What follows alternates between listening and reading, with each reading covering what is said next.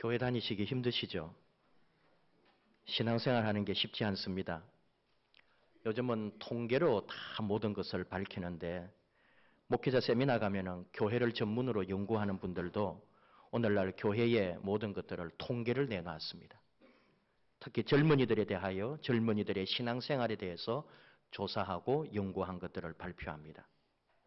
젊은이들이 교회를 떠납니다. 교회에서 매력을 느끼지 못합니다. 갈수록 그 퍼센트가 많아지고 있습니다. 이게 우리의 마음을 아프게 하는 일입니다.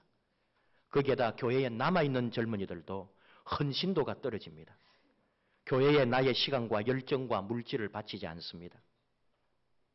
그렇게 해야 할 의미도 찾지 못하고 있는 거죠.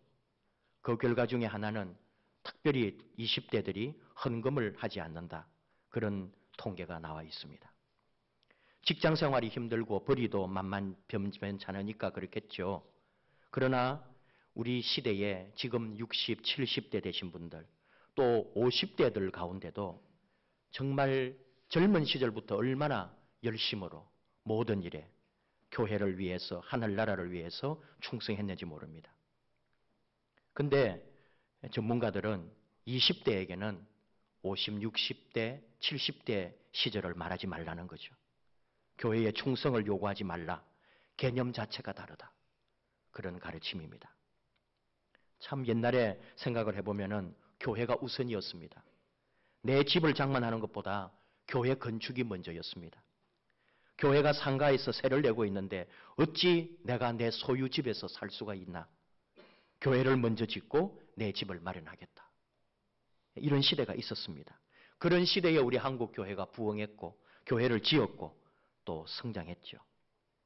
어떤 교회는 그때 많은 땅과 건물을 가짐으로 지금은 뭐 어떤 재벌보다도 못지않은 그런 부유한 교회가 된 경우도 있습니다.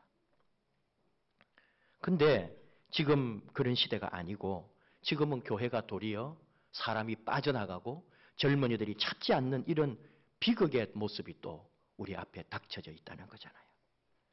한국 교회가 이렇게 된 원인은 누가 뭐라고 해도 첫째가 목회자 때문이다. 이것이 솔직한 말입니다. 목회자가 제대로 교회를 인도하지 못했기 때문이다. 이것이 답입니다. 교회 문제의 1차 책임은 목회자에게 있다는 걸 목회자들은 인정합니다. 고 옥하는 목사님 영화가 나왔습니다. 제자 옥하는. 옥 목사님 활동하시던 모습들을 영화화했는데요. 그분이 울부짖으며 설교하는 내용이 나옵니다.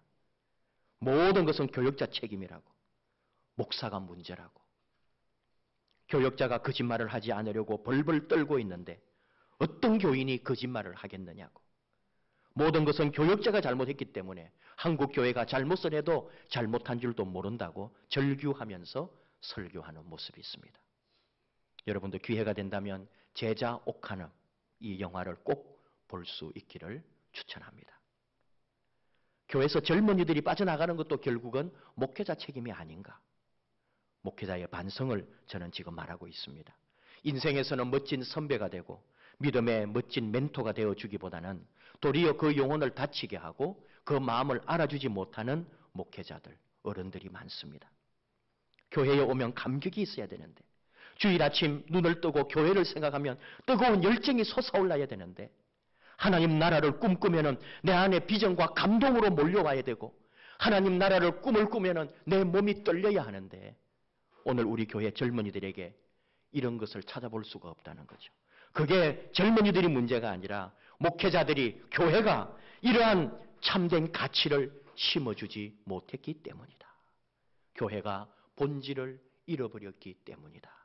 그런 분석입니다. 그런데 여러분, 그래서 소망이 있다는 거예요. 우리 교회가 다시 바로 선다면 교회의 존재 이유를 분명히 하고 교회가 잃어버린 가치를 찾아낼 수만 있다면 반드시 교회를 떠난 사람들은 찾아온다는 거예요. 젊은이들은 자신들의 열정과 꿈을 불태울 그 가치를 찾아 헤매고 있다는 거죠. 교회가 그 가치를 제시한다면 교회는 다시 이 세상의 유일한 희망이 될 수 있다고 전문가들은 우리 목회자들에게 호소합니다. 교회가 진정으로 다시 깨어나기를 또한 지금 교회 안에 머물고 있는 사람들조차도 이 교회의 본질을 잃어버리고 믿음의 본질을 잃어버리고 자신의 몸과 마음을 교회에 드려야 할 이유를 찾지 못하고 방황하고 있다는 거죠. 바로 이런 가운데 우리 교회가 잃어버린 가치를 찾아내어야 한다. 십자가, 사랑, 희생, 섬김, 기쁨, 온유. 이러한 절대적인 교회의 가치, 복음의 가치를 다시 회복해야 한다. 그런 얘기입니다. 그런데 어느 시대나 참 부족함이 있습니다. 오늘 주신 예수님의 말씀도 그런 내용이에요. 예수님 당시의 사람들은 성전 중심이라는 걸 우리가 알고 있어요. 철저히 유대교라고 하는 그 제도화된 종교에 모두가 매여 살고 있습니다. 그런데 사람들 중에는 그 물질과 권력으로 변질된 성전 중심의 유대교를 알아채고 선지자들의 말에 귀를 기울이는 사람들도 있었어요. 율법의 진정한 가치를 잃어버린 그 성전 중심, 또 권력자들, 그런 것에 대하여 반발한 사람들도 많이 있습니다. 그러나 워낙 그 유대교라고 하는 이 제도화된 종교가 너무나 강하니까 아무도 도전을 못했죠. 그런데도요, 대체로 또 많은 사람들은 별 수 없이 성전 중심으로 그렇게 사는 거예요. 그리고 또 많은 사람들은 어떻게 사느냐? 어느 시대나 똑같은데 눈에 보이는 이익, 지금 당장 필요한 밥 한 숟가락 때문에 자신들의 영혼을 파는 거죠. 오늘 예수님께서 사람들에게 하신 말씀이에요. 26절 예수께서 대답하여 이르시되 내가 진실로 진실로 너희에게 이르노니 너희가 나를 찾는 것은 표적을 본 까닭이 아니요 떡을 먹고 배부른 까닭이로다. 아주 심오한 얘기입니다. 이 당시에 이 유대인들이 많은 사람들이 농사를 지었습니다. 예수님 특별히 활동했던 갈릴리 지역 그리고 일부 유대 지역이라는 그곳은요 거의가 다 농촌이고 모든 사람 거의 90%가 농사를 지은 농민들이었습니다. 물론 농사 내용은 좀 다르죠. 제일 중요한 게 뭐냐면 땅이거든요. 자기 땅이 있느냐, 내 소유의 토지가 있느냐, 이게 모든 재산이고 그들의 삶이었어요. 그러니까 토지를 갖는 게 꿈인데 토지 주인이 누구냐? 전부 다 도시에 살고 있는 귀족들입니다. 로마 통치가 강화될수록 농지의 대부분이 로마 귀족이나 헤롯 왕가에게로 다 넘어갔다는 거죠. 농민들은 남의 땅을 임대했고 30%를 임대료로 냈습니다. 그 임대료는 흉년이 들고 농사가 되지 않아도 반드시 내야 하는 거기 때문에 임대료를 내지 못해서 빚쟁이가 되기도 하고 심지어 그 빚을 갚기 위해 노예가 되기도 했다는 거죠. 이런 상황에서도 지배계층은 절대로 인심을 베풀지 않았고 농민들을 더 착취했다는 게 초대교회 그 당시의 예수님 시대의 그 사회 문화 연구 결과입니다. 그런데 이런 시대에 공짜로 밥을 준다. 그런 일이 있었다는 거죠. 정말로 밥을 준다는 곳이 있다면 여러분 가겠습니까? 안 가겠습니까? 서울역에 나가보신 적 있나요?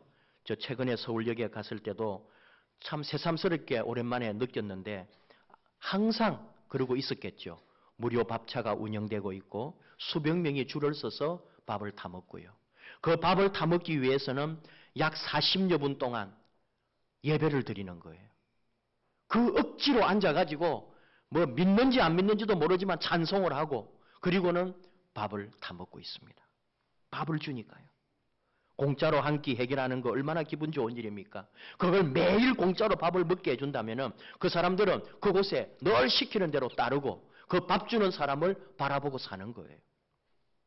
요즘도 이렇게 추운데도 벌벌 떨면서 그 앉아가지고 예배를 드리고 있습니다.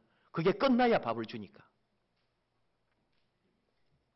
예배에 참석해야 티켓을 주고 그 티켓이 있어야 밥을 주고 그러니까 그 다 앉아 있는 거예요. 지금 상황하고 예수님 시대를 연결하기 어렵지만은 오늘 이 말씀이 뭐냐 하면은 바로 이틀 전에 예수님이 오병이어의 기적을 일으킨 거예요. 사람들이 예수님을 다시 보기 시작합니다. 막 찾아다닙니다. 갈릴리 호수를 건너옵니다. 그 둘레를 막 달리기도 하고 예수님 찾으려고. 왜요? 먹을 걸 주니까. 지금까지는 뭐 기적을 일으키기도 했다 그러고 이런저런 소문이 있었는데 먹을 것을 주니까 사람들이 바뀐 거예요. 더 열광하면서 예수님을 찾아갑니다. 그 분위기가 달랐다는 거죠. 왕으로 세우겠다는 얘기가 나올 정도로. 지금도 여러분 경제 살리겠다 하면 여러분 다 거기에 표를 몰아주잖아요. 밥을 먹여주고 밥 먹는 거 평생 해결해 준다. 여러분의 연금을 책임져주고 노후를 보장해 준다 그래봐요. 어떤 권력이라도 여러분 아마 거기 따라갈 거예요. 평생 밥을 먹여준다니까. 만약에 예수님을 따라다니면 언제나 먹을 걸 주고 먹는 걱정을 하지 않을 정도로 저 사람은 먹는 기적을 일으킨다 하면 예수님을 왕으로 모시겠다고 사람들이 열광했다는 거죠. 그런데 오늘 예수님이 너무나 단호하게 말씀합니다. 27절. 예수님께서 사람들을 향하여 하시는 말씀이에요. 썩을 양식을 위하여 일하지 말고 영생하도록 있는 양식을 위하여 하라. 너무나 직설적 말씀을 예수님 하십니다. 우리가 눈에 보이는 거, 이 먹는 거, 돈 버는 거, 잘 사는 거 이거 찾아다니는데 예수님에게도 사람들 찾아와가지고 그 한 끼 밥 얻어 먹겠다고 막 예수님을 찾아다니는 거예요. 근데 예수님 하시는 말씀이 뭐예요? 너희가 그렇게 열심히 찾아다니고 원하는 그것이 바로 썩을 양식이다.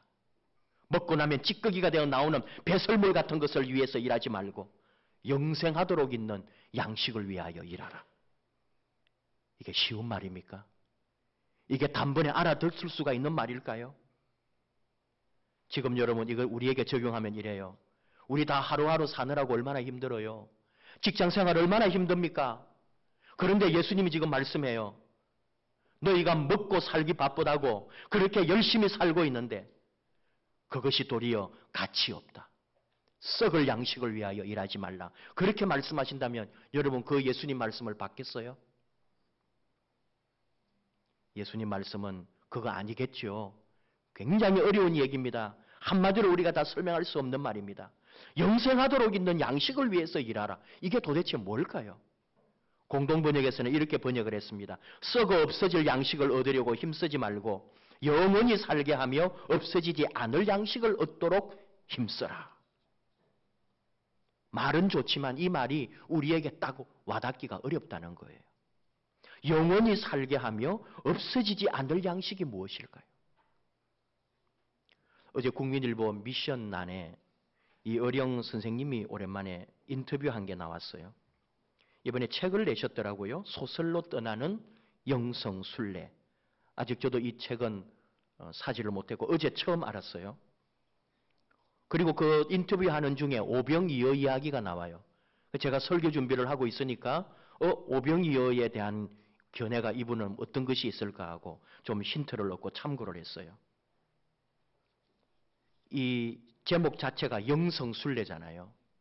제가 3년 동안 영성학을 공부하고 이번에 마치게 되는데 이분은 아직 예수 믿은 지 얼마 되지도 않는 분이 지금 영성 얘기를 하는 거예요. 그러면서 이분이 만든 말이 뭐냐 하면은 아스팔트 영성입니다. 옛날에는 광야에서 수도원에서 영성 훈련을 했다면 지금은 그 광야가 지금은 아스팔트가 아니겠는가? 아주 이분의 원래 그 특성상 기발하고 생각과 발상이 빠르죠. 지금은 여러분 정말 수도원 영성의 시대가 아닙니다. 무슨 광야 영성이 아닙니다.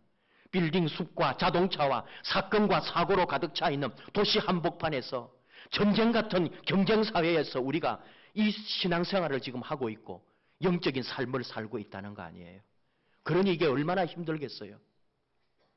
현실과 신앙이 맞지를 않아요. 믿음과 내 삶이 충돌할 수밖에 없어요. 그러면서 우리가 교회 생활을 하고 있는데 교회에서요 수도원 이야기하고 있고 뜬구름 잡는 이야기하고 있으면 사람들이 교회를 떠나버리는 거예요. 지금 치열한 아스팔트에서 달려가야 될 사람들을 뭐 하늘나라 이야기하고 있으면은 사람들이 거기에 귀를 기울이지 않는 거예요. 이게 얼마나 지금 연결하기가 어려운지 모릅니다. 젊은이들이 왜 교회를 떠난다고요? 자신들의 삶의 자리와 교회에서 듣는 게 완전히 다르니까 교회에 와서는 만족이 없는 거예요. 무슨 소리를 하는지를 모르는 거예요. 그러니까 방황하면서 세상으로 나가는 거죠. 이어령 선생님이 오늘 우리 말씀하고 이렇게 연결해서 생각을 해보면은 오병이어 한 인터뷰 내용, 그게 뭐 또 신문은 이렇게 편집을 했기 때문에 내용이 좀 제대로 되어 있지는 않은데 이분이 말한 그거를 그대로 신문에 나온 대로 한 부분을 제가 읽어봅니다. 사람들이 예수님 말씀을 잘못 알아듣고 죽는 빵을 먹으려 하지요. 자신을 죽이려 하지 않는데 어떻게 영성이 생깁니까? 예수님이 오병이어의 기적을 일으킬 때 사람들은 열광하지요. 훗날 교회도 열광해요. 지금의 설교자들도 예수님이 행한 기적이라며 말하죠. 오병이어는 그 비유가 아닙니다. 구름대처럼 사람이 몰리고 그들에게 오병이어로 먹이는 것은 맞습니다. 그런데 막상 예수님은 도망가요. 군중이 지상의 왕이 되라 하니 당연히 도망가죠. 오병이어는 우리가 말하는 기적이 아닙니다. 먹으면 죽는 빵을 먹이려는 이들을 질책하는 비유입니다. 예수님이 배를 타려 할 때도 죽는 빵 때문에 제자들이 걱정하죠. 예수님을 믿으면 영원히 살 텐데 제자들 역시 먹어도 배고픈 빵만 찾고 있지요. 신자가 하나님 말씀으로 살지 빵으로 삽니까? 인터뷰 내용 중에 한 부분이니까요. 여러분, 이 말 쉬운 말 아니잖아요. 저도 아직까지 이 책을 아직 읽지 않아가지고 어떤 얘기인지는 다 이해할 수 없지만 이분이 하시는 말씀은 뭐냐? 오병이어는 단순한 예수님의 기적이 아니다. 빵을 먹고 만족하는 사람들에게 그 빵은 아무리 먹어도 죽을 수밖에 없다. 이것을 질책하면서 진짜 빵, 먹게 되면 영원히 죽지 않는 그 빵을 먹어라. 그가 바로 나 예수다. 이것을 가르쳐 준 거다. 이런 말이에요. 이어령 선생님이 해석한 거죠. 신학적이라기보다는 좀 문학적이고 개인적 신앙 경험입니다. 여기다가 제 가사를 좀 더 붙여보면은 이런 얘기죠. 오늘 예수님도 이 이틀 전에 오병이어 기적을 일으키고 사람들이 막 그 떡을 찾아 또 찾아오니까 말하는 거예요. 썩을 양식이라고 하면서 그 떡을 위해 살지 말라고. 그런데 예수님이 말하는 것은 꼭 그 양식만을 말하는 게 아니에요. 그런 것을 위해서 찾아다니는 내 인생에 지금 눈앞에 있는 이익과 먹고 마시는 여기에 빠져있는 너의 삶의 태도가 잘못됐다는 게 예수님의 가르침이겠죠. 그리고 예수님이 정말 보여주시려 한 것은 자신이 생명의 떡이라는 거죠. 다시 말하면 예수님을 먹어야 되는 거예요. 예수님의 입에서 나오는 말씀을 먹어야 된다는 거죠. 떡이 우리에게 먹혀서 죽는 것처럼 예수님 자신이 떡이 되어서 우리에게 먹혀서 죽을 거다. 예수님이 죽음으로 우리는 영원히 사는 생명을 줄 거다. 그것을 예수님은 지금 우리에게 가르쳐주고 있는 거죠. 그래서 26절 아까 봤습니다만 한 번 더 설명을 하면은 그래서 예수님 말씀하시는 거예요. 내가 진실로 너희에게 말하는데 너희가 나를 찾는 것은 표적을 본 까닭이 아니요 떡을 먹고 배부른 까닭이로다. 예수님이 오병이어의 기적을 표적을 일으켜준 그 진짜 의미를 모르고 그저 주니까 그 밥 얻어 먹는 기쁨에 찾아 나왔다는 거예요. 그것이 바로 썩을 양식이라는 거죠. 설명을 다시 해보면은 여기서 말하는 표적이 뭐냐 하면은 표적을 보라는 거예요. 예수님 말씀은. 그 표적이 헬라어로 세메이아예요. 영어로 사인이에요. 우리말로는 뭐라 할까요? 기호, 표시. 그냥 내가 내 서명하는 사인이 아니고 로드 사인처럼 이렇게 갈 때 이정표처럼 그런 사인을 말하는 거예요. 너희가 그 사인을 볼 때 그 사인의 본질은 못 보고 그 사인의 껍데기만 보았구나. 예를 들면 이런 거예요. 고속도로를 달리다가 휴게소 사인이 나와요. 휴게소라고 하는 것은 잠깐 휴식하는 곳입니다. 급한 볼일도 보고 사람뿐만 아니라 자동차도 점검하고 기름도 넣고 타이어도 점검합니다. 그리고 간식거리 또 먹을 것도 사 먹을 수 있습니다. 밥때가 되면 밥도 먹을 수 있습니다. 그런데요, 간혹 여러분 자녀들 중에 고속도로 이렇게 가다 보면은 휴게소라는 휴게소는 다 들러가지고 맛있는 거 사달라고 핫바 사달라고 막 그러잖아요. 그래서 막 호두과자, 감자구이, 충무김밥까지 막 사가지고 막 먹고 이렇게 놀아요. 그리고 이제 출발하죠. 딱 5분도 안 돼서 하는 말이 화장실을 안 갔다. 그러고 있는 거예요. 휴게소에 왜 갔는데? 거기서 쉼을 누리고 또 급한 볼일도 보고 진짜 해야 될 건 안 하고 거기에 음식들 맛있는 거에 빠져가지고 화장실 가는 것도 잊어버리고 먹는 거 먼저 챙긴단 말이죠. 물론 그럴 일은 없겠죠. 이게 바로 예수님이 하시는 말씀이에요. 예수를 만나서 오병이어의 기적을 볼 때에 사람들은 그 밥만 본 거죠. 예수님이 그 뒤에서 말하고 있는 것을 깨닫지 못하고 있는 거예요. 우리 믿음 생활이 그렇다는 거죠. 정말 내가 믿음 생활을 하고 예수를 믿는데 내가 잃어버리고 있는 게 있다는 걸 모른다는 거예요. 내 믿음 생활에서 정말 잃어버리고 참된 가치는 잃어버리고 그저 눈에 보이는 복, 내 손에 잡히는 어떤 것 이것만 바라보고 사는 우리들. 그 껍데기 신앙을 예수님은 지적하고 있는 거예요. 너희가 잃어버린 것을 찾아라. 네 신앙의 본질을 찾아라. 너 믿음의 진정한 가치를 찾아내어라. 네가 왜 예수를 믿는지 존재 이유를 분명히 해라. 네 삶의 목적이 뭔지, 네가 왜 이 교회를 다니는지 그 목적과 이유를 분명히 하고 참된 신앙, 참된 가치를 찾아라. 네가 지금 잃어버린 게 있다면 그것을 찾아라. 예수님이 지금 우리에게 주시는 말씀입니다. 오늘 추수감사주일에 우리가 이 말씀을 같이 보고 나누는 거죠. 추수감사주일 이렇게 1년에 한 번씩 다가옵니다. 참 힘들어하는 분들도 계십니다. 왜?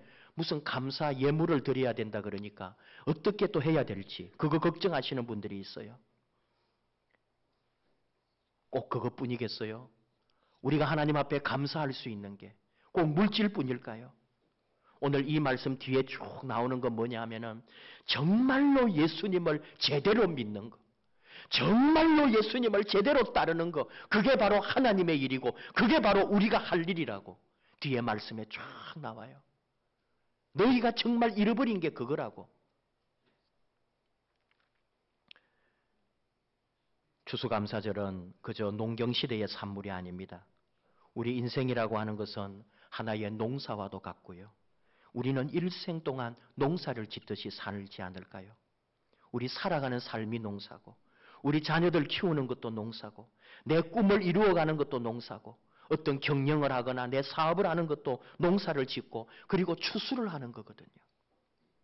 이 시대에 우리가 이 추수의 때에 무엇이든지 우리가 농사를 짓고 추수를 하는 건데 우리가 잃어버리면 안 되는 게 하나 있습니다. 그게 저는 다시 한번 강조하지만 감사라고 생각해요. 언제나 감사하는 마음. 신앙인의 기본이기도 하고 이런 추수감사주일에 우리가 느끼는 게 내 삶에서 또 감사를 잃어버리고 가지 않는가.